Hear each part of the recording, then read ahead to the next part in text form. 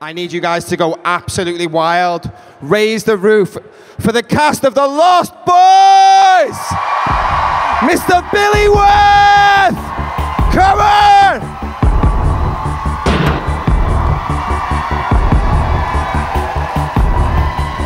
Mr. Alex Winter!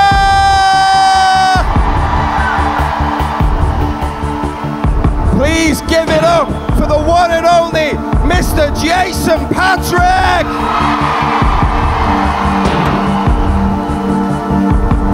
And David himself, Mr. Kiefer Sutherland! Behind those eyes, Black House will rock. Blind boys don't lie. I think we can go one better than that. The cast of The Lost Boys!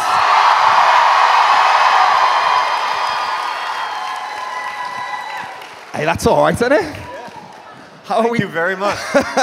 How are we doing today, guys? You okay? Great, great. So I'm going to keep this super loose and conversational. We've got a roving mic in the crowd for the audience questions. You guys had a good day? Great day. Good Great day. I feel like I've met almost everybody here. So hi, and thank you for a really special day. Wow. Love you back. The Lost Boys is what, 35 years old now? 34. 34. Does it feel like that much time has passed? Not for me, no. It's the memories, certainly from myself, are still very vivid of making the film. We're all still good friends. So it certainly doesn't feel like it's that old. Again, just because the memories are so vivid. And you all look absolutely tremendous as well, I've got to say.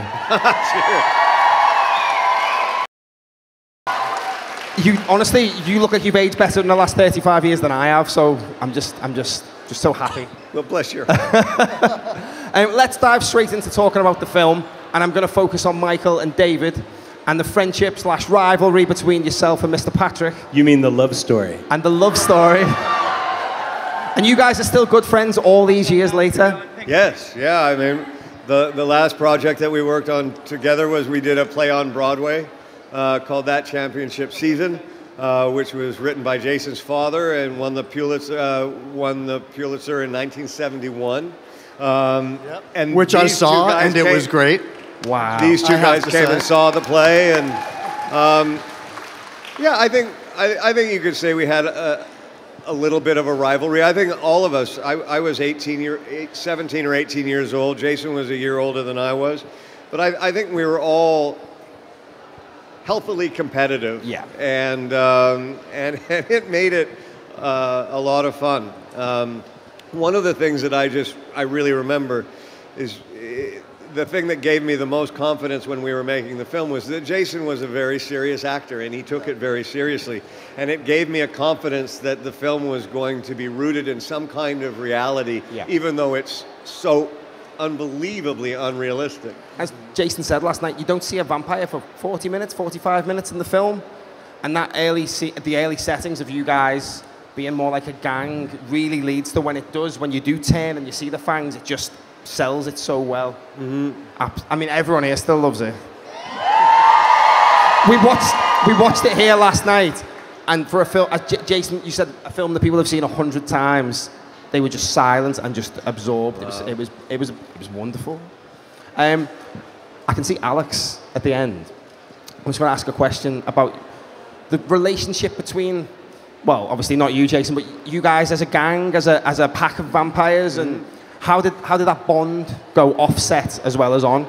We were friends. We were all friends. It's a hard thing to express to all of you how exciting it was for us at our age to have this kind of an opportunity, and we all wanted to do this for a living. It was still questionable whether that was going to happen, and this was a big step in that direction. Yep. So I think we were all, even though we were very young, we were aware that we were in the 0.0001% in our field. and that this was a great opportunity, and I think we treated it with respect, and therefore we treated each other with respect as well. Yeah, I would second that. The casting, I mean, everyone always wanted to work with Joel. Casting director was Marion Doherty, who is a legend. My first meeting was with Marion at Warner Brothers, and just to be sitting across a table from Marion Doherty freaked me out. Yeah. Because she was like, you know, she had cast James Dean. But there was a feeling of the way Joel dealt with sets, too. There was a feeling that you'd been invited into a very special community and given a lot of trust. So that engendered a certain amount of respect for the process. However, we were playing vampires, and we were up all night, and we were young and rowdy, and so there was a unity amongst our gang, not separate from everyone else, but there was just even the way our shooting schedule was kind of separate in a way. I was never invited into any of that. So that was also kind of a lovely bonding thing. Was like, you know, we'd have blankets on our windows, and we'd go to bed when the sun came up, and we'd get up when the sun went down, and we did that for the whole Santa Cruz shoot. I've done it for 35 years. And Kiefer still do. Well, some of us are still doing that, I guess. Yeah. You know, for me, these guys were kind of seasoned actors, and it was my first real big film, and I didn't know that I wanted to be an actor until that day on the boardwalk on the motorcycles with the big 10K lights and just the energy of all the locals that came out, and I'm saying, if this is what this is what I want to do. But I really didn't know. I was sort of green, and I had a few lines, and that was okay with me. But just being around these guys and learning from them and just seeing them all these years later, this has been a ride of a lifetime. And I can't believe Manchester and all you guys are amazing, the best fans in the world, really. Thank you. And for you, you were obviously not isolated, but you were in a different set of characters in the film with yourself, Diane Wiest, and Corey Haim. And you guys had a bond yourselves separately, I suppose? I mean, yeah. I mean, one of the things where so many of you come up to all of us and your parents who've passed this movie down to their kids, right? And I meet people who are married who used to watch this movie all the time. But the backbone of it is it's really a family story. Outsiders and families and people who want to be part of something. They're a gang, our family. So I spent a lot of time with Corey Haim. Let's give it up to him for a little bit. I spent a lot of time with him early on because I really wanted to believe, and before we started filming, that we were brothers. I want, you know, how they move, how they talk, how they goof with each other. And so I think that part was really the base, as Kiefer said earlier. There's a reality base to it. So if that really works, then you're going to believe the supernatural. And so for me, I mean, these guys did have a lot of fun. I was always a little stressed because I was trying to balance both these things. Because you got to remember, you guys know this movie the way it is now, but every day we were filming it, we were doing things that had never been done before. Sorvin says, oh yeah, this is interesting. Well, we were creating things and rewriting things every day and experimenting with makeup, experimenting with effects. So all these things sort of came together. So I was a little isolated, but I was lucky because I got to work with everyone in that way, yeah. But that dynamic also helped that we weren't really close back then because you were the new kid in the group, and it was sort of, you know, we never really became great friends until we started doing these things. And I love Jason, and I love his family, but back then I just remember I didn't really interact with you too much. Not at all, no. So that tension was there as well, I think. Though I will say that the communal aspect, everyone really respected Joel and his vision, and the vision changed a few times. I remember going to early hair and makeup tests, thinking the movie was one thing and going, oh, wait a minute, right? Like, where's it going? Yeah. And not being quite sure where it was going, trusting him because he was Joel and you trusted Joel. But I just remember getting to Santa Cruz the first day and they were shooting that giant beach scene with Tim all oiled up and the fires in the barrels, and I thought, oh, this is what this movie is, you know? But there was a kind of a communal aspect. I remember, unless I'm right, as I remember, Kiefer, you had pushed, like one of my favorite scenes is the bonfire scene where we kill the surfer guys. And I remember you really pushing for like going a little extra on the violence to like to up the ante of how intense we were as vampires. Do I remember that correctly? Yes, no, you do. There's not a lot of opportunities one gets to bite the back of someone's head off. So, you know, you want to kind of lean into that as much as you can if you get the shot. And it was so much fun to do. I mean, there were scenes that were complicated and tricky as an actor to kind of get around. But when I think of my favorite moments, was literally biting that bald guy's head off, and just the amazing amount of blood that kind of went everywhere, and it was thrilling and exciting, and so yeah, and we were given room by Joel Schumacher to do things like that and kind of lean into those moments, and so yeah, it's an incredibly, the whole experience is just one giant fond memory. So and the fact that I get to have that experience because of all of you 35 years later, thank you from the bottom of all of our hearts. That's for sure. Thank you. Just before we take it to the audience, you've both mentioned Joel Schumacher there, who's sadly no longer with us. He's one of my favourite directors, and you worked with Joel on a couple more projects. I worked with him on, I think, 4 or 5. We did A Time to Kill, we did Phone Booth, we did Flatliners, we did, yeah, so Joel and I worked our whole lives together. Yeah. Amazing filmmaker, Yeah. and obviously your working relationship with him brought out some incredible movies. Flatliners is a favourite of mine. Oh, thank you very much, thank you. And A Time to Kill is one of the most powerful films I've ever seen in my life. Yeah. And you're not very nice in that film at No, all. no. This is a testament to you, because you are lovely. Well, cheers, thank you. We're going to go straight to the audience. Hello. Hello, I'm over here. I'm so sorry. We've just talked about all these beautiful things, and I'm about to ask a very, very silly question. So obviously, with remakes becoming more common and stuff like that, I think the Muppets do the best kind of remakes. So thank you. So I was wondering if you guys were to recast yourselves in The Lost Boys as Muppets, which Muppet, which Kiefer's looking at me like, what the fuck? I'm so sorry. No, I'm trying to remember more than one Muppet's name. All I've got is Elmo. So I would love to see that. what's the one that plays the drums? Animal. Yes. Absolutely. There, that's who I would cast as David. Perfect. I can't believe you asked my next question. That's unbelievable. I'm so sorry. It's easier to figure out who we are as gremlins. Oh, I mean, I'll take Right? that too. That's perfect. Kiefer's definitely that Mohawk gremlin. Should I just say puppets in general? I don't know. I am and always will be Snuffleupagus. Yeah. I love that.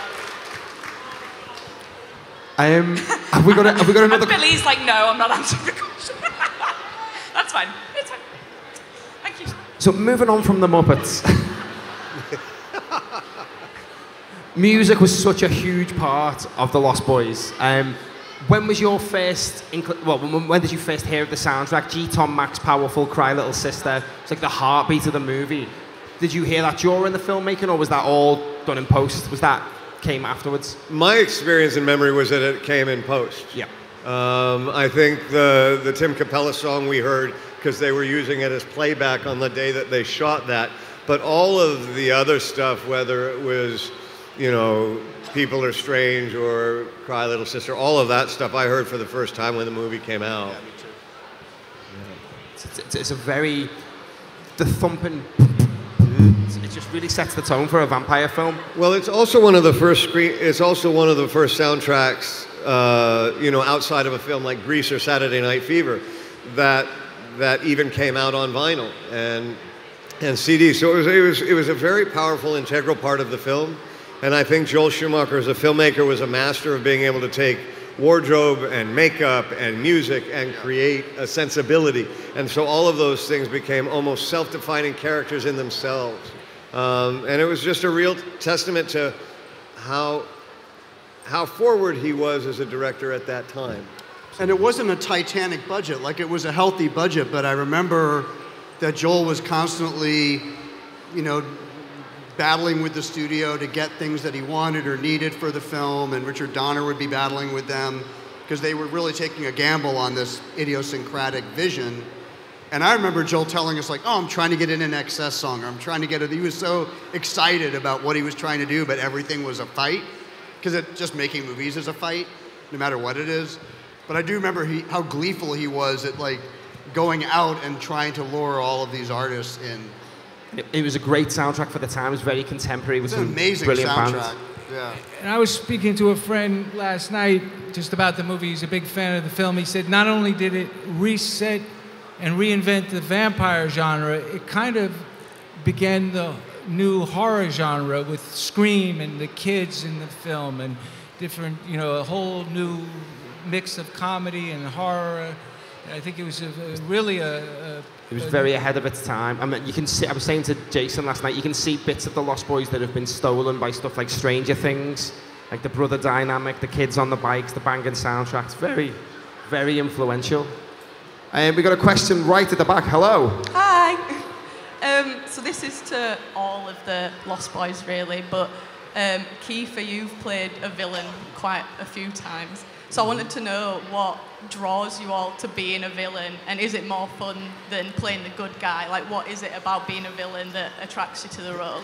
It's so much of it is not really in your control. You get hired for the job that the director wants you to play, or suggested by the casting director, and I've never gone after a role per se. My interest is always in the story, in the overall story, and which part of being able to tell that story can I work at? And those decisions aren't always mine. A Time to Kill and films like Eye for an Eye, those were the hardest films I've ever had to make because those characters were kind of the worst of people. But I also felt in A Time to Kill, if you were going to make a film about racism and you weren't going to represent racism for the ugliness that it really is, then you're not servicing the story. And so you lean into a part like that. It doesn't make you very many friends for the next year. I remember after Eye for an Eye came out, there's a pizza chain in the United States called Chuck E. Cheese.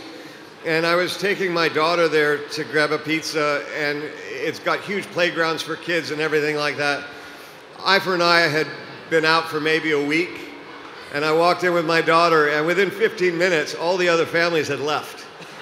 And my daughter thought I'd rented the place out for her. So it worked out, but you do pay a consequence for it. But the truth is, all of those characters are interesting to play, but they're also absolutely integral to the success of telling a story like that. And so, it's not something I think about a lot till usually it's too late. Just trying to see where our next question is. Right, all the way at the back. Hello. Hello. Sorry about that. I hope you can hear me all right. It's a pleasure to have you all here, so thank you very much for that. Thank you. My question kind of goes back to the first question about remakes, but I'm going to leave out the Muppets. So my question is, in a day of remakes, reboots, and reimaginings, I've always loved the fact that The Lost Boys has never been remade, and I'm sure everybody here feels the same. Well, thank you. However, if it was to happen, what would your thoughts be on that? I mean, I think anybody who would want to remake a film like Lost Boys, that's a compliment, right? So, I mean, I would take it as that. And you wish them the best. I think it was a remarkable story. It certainly didn't start out the way it ended. All of the characters, for instance, the characters of David and Michael, all of our characters were written originally much, much younger. They were to be played by 11, 12, 13-year-olds, and then Joel changed that. So, I think if someone were to be interested in to try and do a remake or a version of this, I would take it as a compliment and hope that they do a really good job with it. Yeah, I agree. A reimagining, to me, is a good way to go. I was in a film called The Body Snatchers, and the original one was a black and white one in the 50s.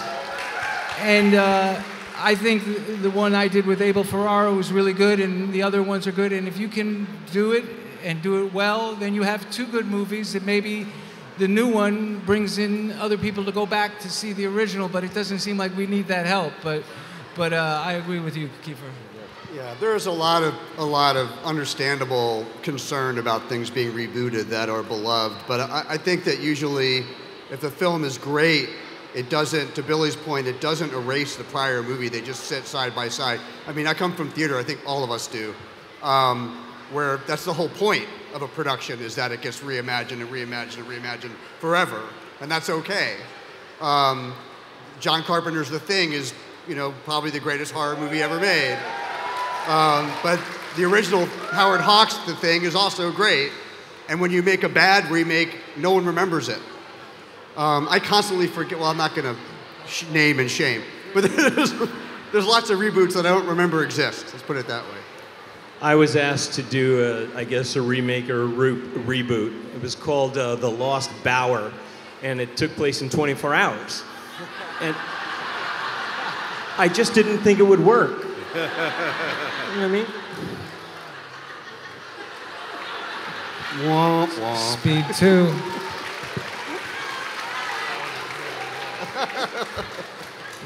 Where is that? Next question down the middle. Hello. Hi, my name's Wyn Evans. I'm from North Wales, which is full of myth and legend. I actually worked and lived in Santa Cruz itself, out in the Redwood Forest. I felt the atmosphere in Santa Cruz itself almost lent itself to where vampires could really live. The people were, the town folk were surfers, hippies. They were amazing people, artists, craftspeople, antique shops. So I felt the atmosphere there for real was almost, yes, you could believe vampires lived. Now I've been lucky enough to work in the industry as a special effects makeup artist, and I just wanted to hear from all of you, what did you think of the beautiful, amazing makeup effects, prosthetics by Greg Cannon? Well, and V. Neal, you can't forget her. She was absolutely intrinsic to the design. Greg at that time was having a very difficult time joining the union, so we worked out of his basement. But to your point about Santa Cruz was just an extraordinary place. And to give you an example, we had 2 trucks full of wardrobe that were for all the sequences where the Ferris wheel and on the boardwalk and everything, and we had punk rock clothes and crazy clothes, and just, again, 2 full 18-wheel semi-trucks full of clothes. We ordered about 500 extras from Santa Cruz. They were locals, they came with their own clothes, and we did not dress a single person. These people were insane. And they were. And there was a kind of freedom in that town and with those people that was pretty extraordinary. With regards to the makeup, you know, I'm only going to speak for myself. I was too young to know how lucky I was to have been able to work with V. Neal and Greg. The fact that that makeup was so kind of cutting edge and iconic and really was going to shape the future of prosthetic makeup for at least a decade. You know, I kind of took it for granted. I do remember Jason and I would sometimes kind of want to go out for lunch, but we couldn't take the makeup off, so we would go to dinner in the full vampire makeup while we were shooting. I went to Ralph's with V in my makeup. Yeah, yeah, and the looks in the car were pretty extraordinary. But it was, I think that would certainly be one of the moments that I was just kind of too young to really fully appreciate the depth of talent. And I think between V and Greg, they've won 9 or 10 Academy Awards since that film. So they were very, very special. We've got time for a couple more questions, and there's one more at the back. Hello.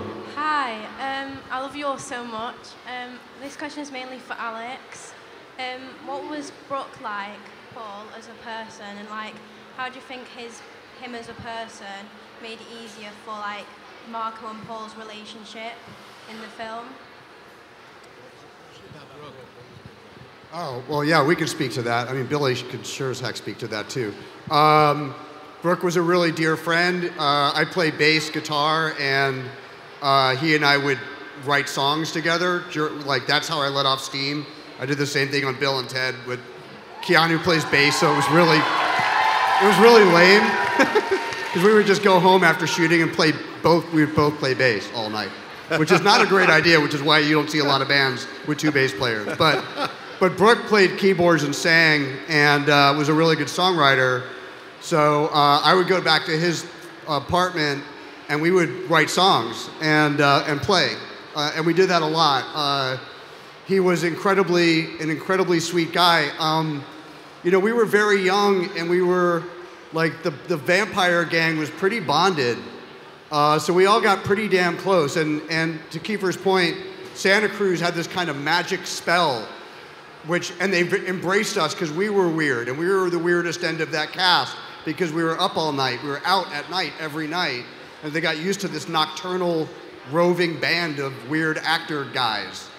And so Brooke was just a very close part of that experience for me, which the weird thing about making movies is like, you're only 19 once, right? So even though it was this big movie, that was the big summer for me of being 19 and 20. So that's my youth. Like, that's a huge memory. You know, as Kiefer said, it's vivid. It's a huge memory of my youth. And Brooke was a really big part of my youth. So, I mean, me as well. Yeah, you guys were super tight. What happened with Brooke and me is we had the same agents, and I was based in New York. I grew up in New York, and Brooke is a Philly boy, but he was out in California with our agent out there. And when I flew out to do this film, Brooke picked me up at the airport, and I had never met him, but I had heard about him, and he I mean, he became my best friend, and this was a big deal, being in a big studio film, and I was kind of scared, but he took me up on the top of Mulholland, he showed me LA. I didn't realize he was already working, you know, he was connecting with me. You know, I just was just scared and new to Hollywood, but he really took me in, we connected, bonded, became friends for life, and, you know, he really helped me just feel that chemistry that showed us on screen, I think, and just love Brooke, miss him, miss Corey. You know, he was a very special guy. I know a lot of you guys met him along the way, you know, in these cons. Yeah. And I mean, Joel Schumacher's casting did not miss, right? The guy had an impeccable eye, and he knew how to build a community. So the film was very much a community. We've got any more? Where are we? Still at the back? Okay, so you've like regularly spoken about the close bond you have with each other. Was there anything like behind the scenes or like between scenes that you'd kind of pick on each other over, like in a brotherly way? Did you pick on each other or mess around with each other between scenes?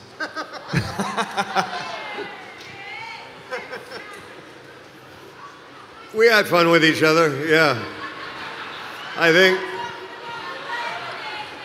early on there was Jason had a birthday and they brought a cake out with a picture of him, and I cut its face in half and ate it.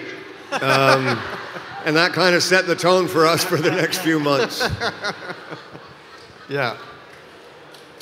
We've got a question down the front. Hello. Hi, seriously, thank you for being here. If you could pick anyone in the business today to play your characters in The Lost Boys, who would you pick? If they could pick anyone else to play them? Yes, in a remake today, who would So they pick? she wants you to recast yourselves in The Lost Boys today. How can you recast perfection? Exactly. I would pick 4 Timothy Chalamets. No, you know what? The truth is, I don't know enough of the younger actors to kind of answer that question fairly. I certainly, you know, and I've always believed this, that regardless of whatever I've done in a film, there's a level of quality within the acting community that's extraordinary. And so I don't think one actor is the only right choice for one part. And so I'm going to think about your question this evening, and I'm going to start looking up some of the younger actors, and maybe I'll have an answer for you by tomorrow. Have we got another question?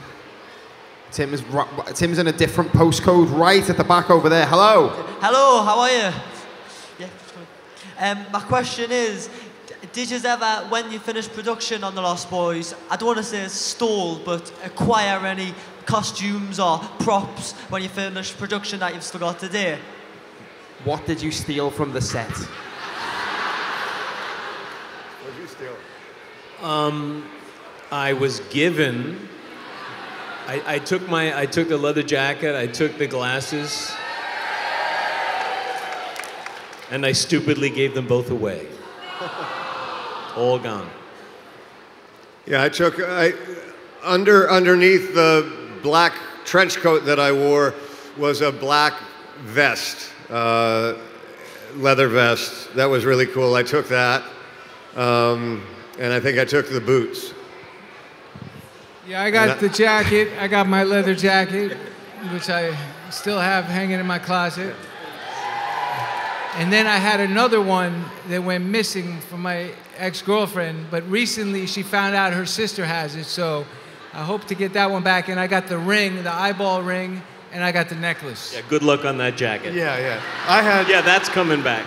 Susie Becker, who was also a genius, gave me my jacket, which I had until it rotted because it was literally made out of multiple patches. And I think that was all I ended up taking was the jacket. But there's a few of them out there from the stunt folks. We've probably got time for like one more question, so I'm going to get one in, and then Carrie can ask you a question. What is your favorite piece of Lost Boys merchandise that you've seen? Because I've seen there's an action figure of you coming out soon that is like so good, like realistic, 6th scale. Yeah. What is your favorite piece of Lost Boys merch that you've been given, or you've got, or you've seen? What do they call the ones, the Funko Pops? looking ones? The Funko Pops. Oh, the Funkos? Yeah. I think they're fun. That's quite cool, yeah. Yeah, I think they're fun. I like the little cute little Legos, but they didn't make a Funko Pop of me yet, so. Yeah. I like the custom art. I get sent even like here, I'll see tattoos that someone has done of us, or someone will send me custom art. I get a lot of custom art of the Lost Boys, and some of it's absolutely extraordinary. Yeah. So just like how it inspires people to make stuff is really amazing. What Alex said, and Alex is a filmmaker. Also, you should see his films. So let's give it up to Alex. He's a great documentarian. Here's the tape. But when you come to places like this, and I say it, and I probably said it to some of you, I have never seen a movie with so many alternative posters in my life. Yeah. And by the way, that's coming from a movie that has one of the classic posters of all time. Yeah. And like Alex said, the movie inspires people, and in a creative way, in the same way that, look, I'm a dad. Sometimes you put on a movie to occupy your kids so you can either get some sleep or do some work. But this is a movie that parents actively share with their kids. They want to share it because there's an emotional connection. And so the creativity that we all did at the time that was new and that no one had done, almost 40 years later is inspiring young artists to say, let me interpret this as well. And that's a wonderful thing, and it goes to all of your own connection to it.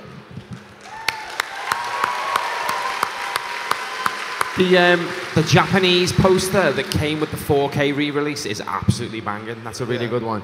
Hello. Hi, my name's Lily, and this is specifically for Kiefer.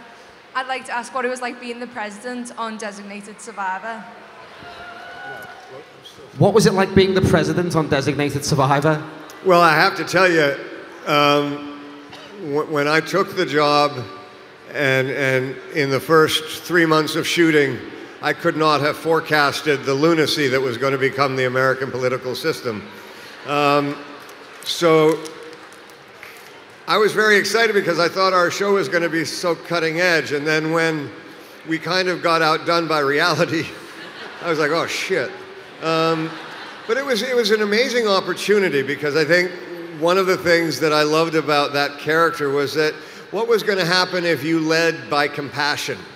And you were not concerned about becoming reelected, but you were concerned about helping people and trying to make the country a better place and having it just be that simple. Even though that sounds very naive, it was wonderful to play a character that was that hopeful and naive. And so it was a really refreshing part to play.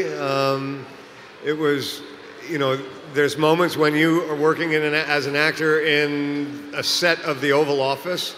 It's still very inspiring how powerful that room is. So, yeah, it was an exciting job. I love the cast on that show. Yeah, I really enjoyed the 3 years that I got to make it. Thank you. I'm going to end with one final question. If you could describe your feelings of the Lost Boys in one word, what would that word be? Mine was exciting. I mean, they've got all the words on the poster: exciting, thrilling, this, that, and the other. I mean, they're there for a reason. But mine was just, I was excited the entire time. Jason? Gratitude. Alex? Innovative. Billy? Inspiring, eternal. I'm going to say family, because I think that's what you guys have become over the years. It's incredible. Please give it up one final time for the cast of The Lost Boys. Thanks to Mr. all of Billy you. Wirth. Thank you. Mr. Alex Winter. You guys rock. Thank you very, Patric, very much. and Kiefer Sutherland. Thank you.